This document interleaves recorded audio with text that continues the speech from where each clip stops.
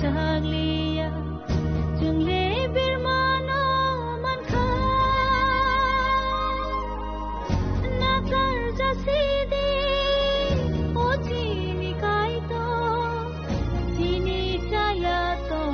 marono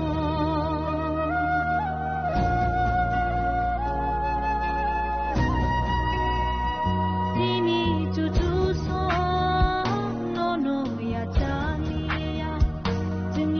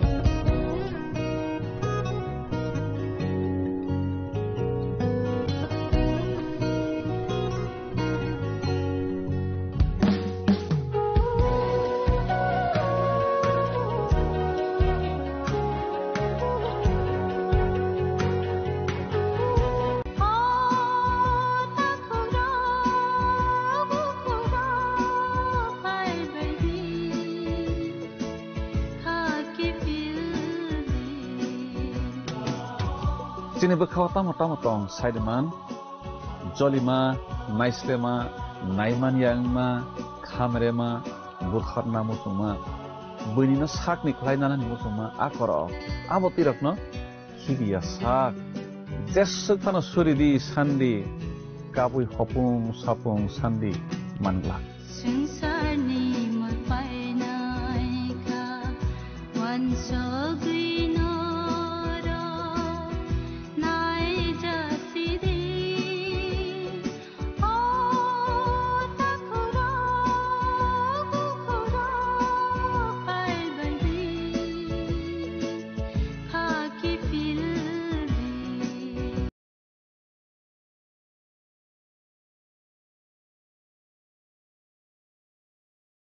Sayano sajakmani gothok yana gothok jakmani aba belaike sing saya kotor se khlai tong laika Sayano sajagiana mangthai gothok yana gothok jagiana mangthai tam hinba abo subrai nayo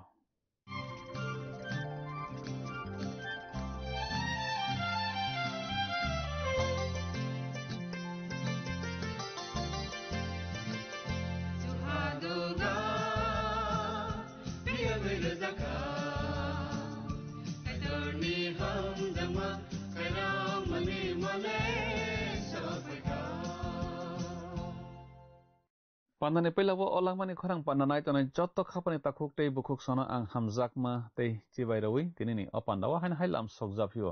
belaike hambaina rokno o pandano naimani bagi te kaitoni kokthai rokno khnaragei srengragei tamani bagi belaike hambai jengtine bo khnalainai samai katalina phonok jakmani bijap remnaini tangchini nismi tangchiba jorana tui oroke seng pergam mothani bororokno subrai jisu Johonni bisingtui kok samarok khnai manlainai yako babainui sengtui jak subrai jisu o kokno sihoro babainui sengkobuk angkha kaitoni kokthai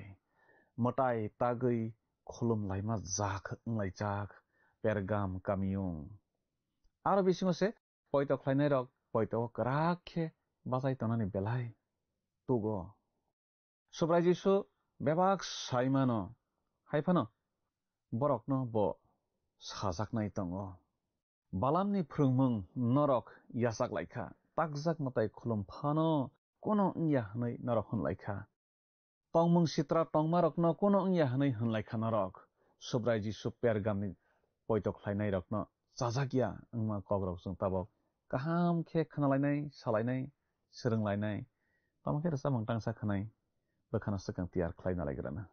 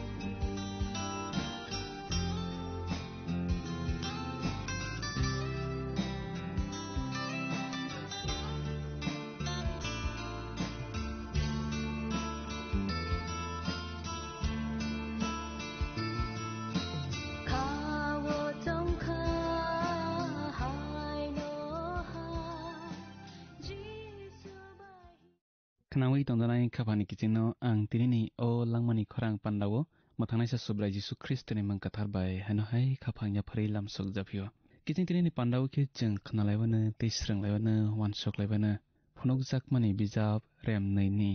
tangchinaini smi tangchiba jorano teiwi khnawi tongdanai khapani kiching jeng tinini pandawo ke khnalaibana Pergam mothani thani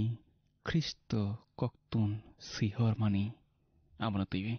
Pergam mothana teiwi Kristo bisi ratha chibrei ni simi Kristo bisi raba chukuchi jarawo mothani laibumani engei sajak thani o Pergam motha bo khungsa khobjago Pergam ni soi thaino teiwi sukang wansok lai nalegrano kamiyong kotorma Izmir wo bitnai birsa biklai engmani panthor kotor kotor tongo horthu lengla jaknai nog rogbo aro kotorma tongo aroni Epheso thangmani hinkhe mail dok jiba akorok engmana salsibai phaising ongkhorui mathangnaita tei a kamiyong Izmir ni Pergamo thangnakhe salgrabai phaiching mail snichi ojo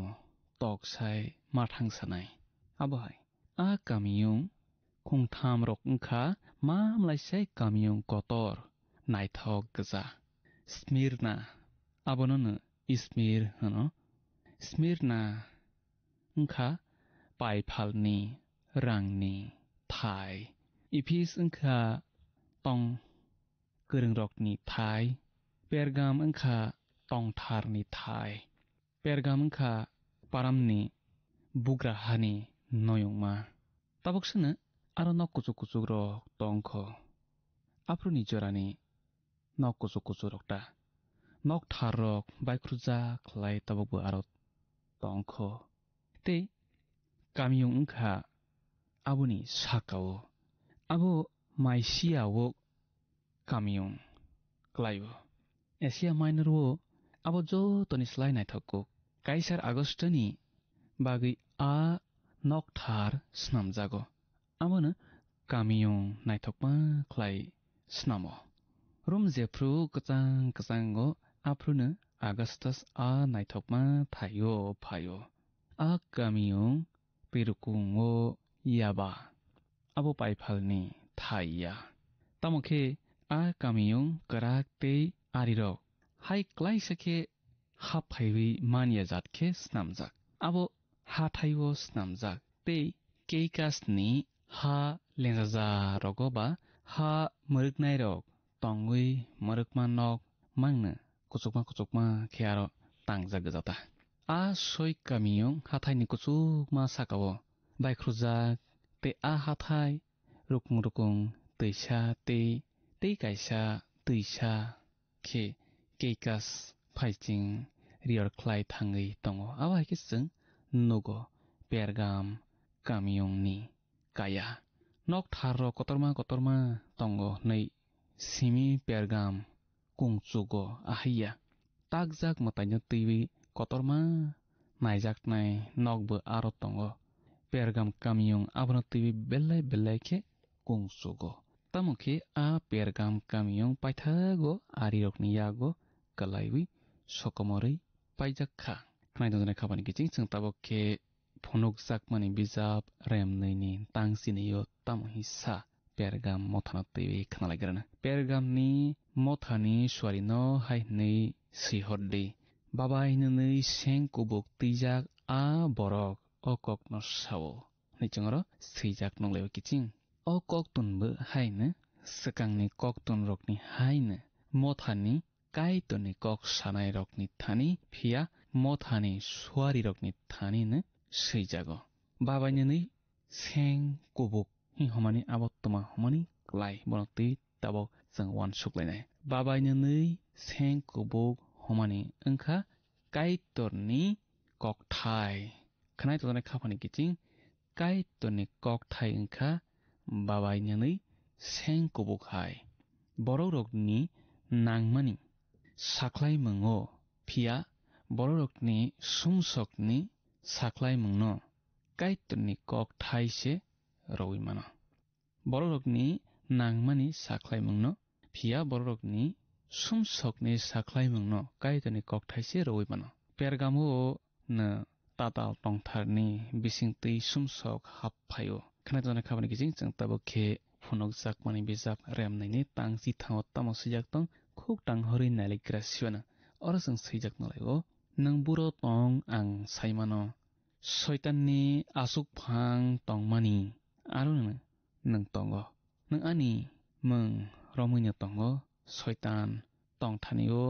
ani bagi soi saki nai antipa buthar jak prubo nang ano poito khlaiya ingya hini choro sijak nolayo kiching nang buro tong nei choro sijak noklai mani abono tui chang taba wan sulainai porthamno tuile subrajisu a pergam mothano tui kaham hokha khanai dona khabani kiching porsakhe borokni bebak tongmano bo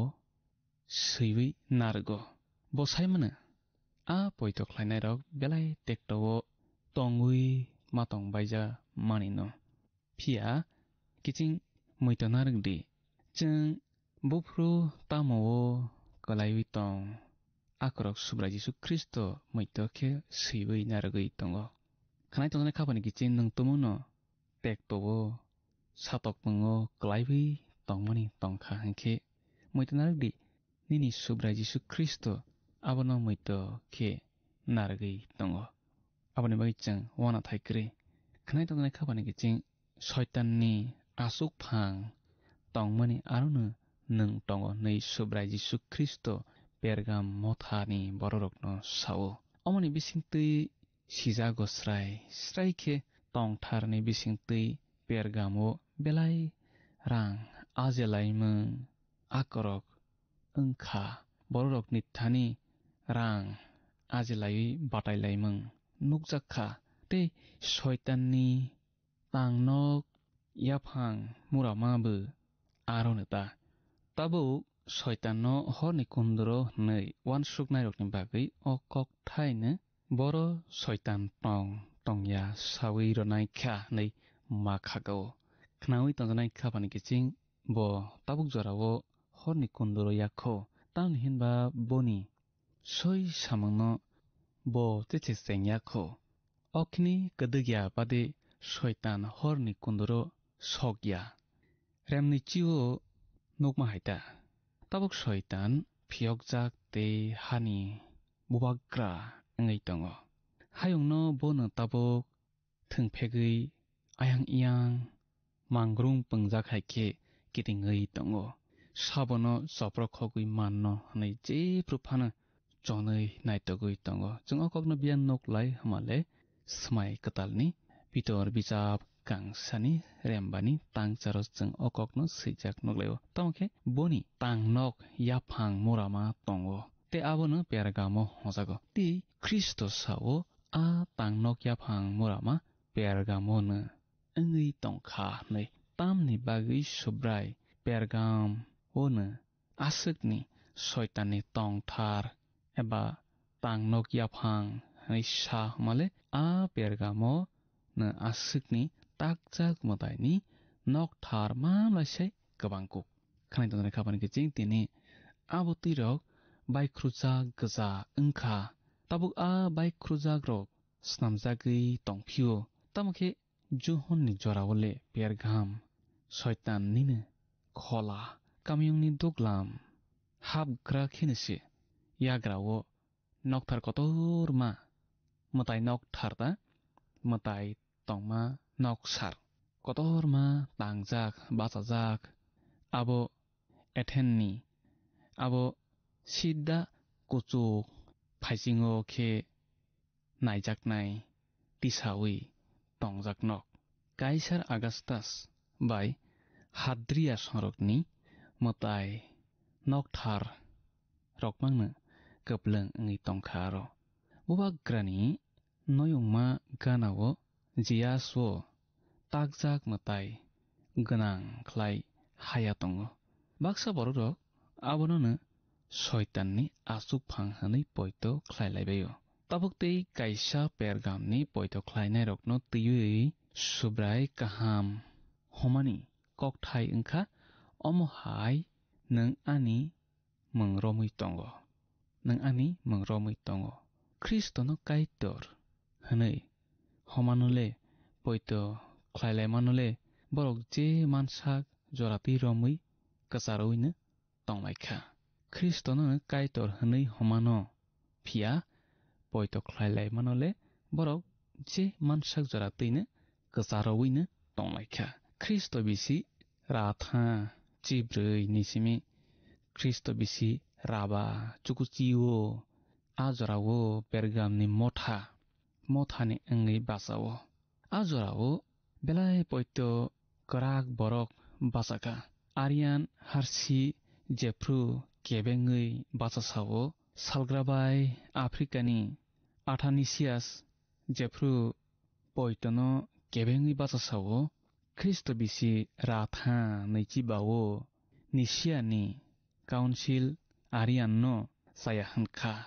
tei khoroksa obohai samung khlainai ke Augustine boke hiarseno kokphirokha poitoni bagui a borok khorok nirok basalaibaikha khanai tonai khabani kiching Antipa engkha Kristo ni bagui butharjaknai bono twiwi chang asuk silai thaya pergamni bono sekang butharjakgra khna aboni yagulo kwbangma Kristoni mangui butharjakbaikha abo chang laibuma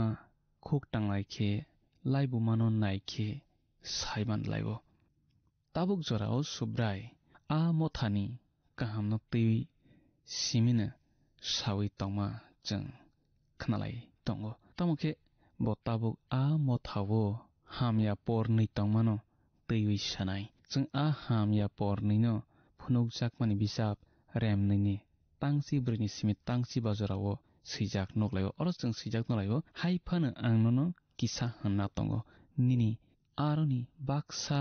balam phrangma tei tongnai tongo a balam Israel rokno takjak motani thani barokmano charui tongmung sitra tongrowi sumsogo kikhlaidi nei balakno phringo abo haine norokni bisingobo Nicolite songrok phrangma tui tongna tongo hani chora sijak nuglayo kiching pornoini bagui borok hamya hanjaklayo porsake balamni phrangmung tei porsake Nicolite song rokni phrangmung balamni phrangmung engkha balamni chaya bai alkalai juda bijap tangchi sao chang okokno nuglayo aro chang nuglayo borok somsok ba kaitor borokno Israel sonrokno srainai na nei balamni phrangmung boni lama baibo phellayo chang a kokno nuglayo Peter bisap kang nei remneni tangchi bawo abongkha buini manino sakni khlaina muchungmung tamokhe chini buskangni butangni kokngkha balamni phrangmung bo balakno phrango Moabni brirok bai Israel sonrokno kaidi hakhe Israel sonrok hamya thaksok bainai hanai bo phrango gyan haya rgo balakno sba male balak khanai tonai khapani kiching aboni bising tui Israel hawta mutai tagui khulumung bai tongmung sitra tongmung phaiwi haphaikha hakhe laibumani jorao pergam motha engkha bukha slaijakya borok mothao happhai baimani mari bukha slaijakya borok mothao happhai baimani mari engkha pergam motha khanai tonai khapani kiching tini nung ang bohaino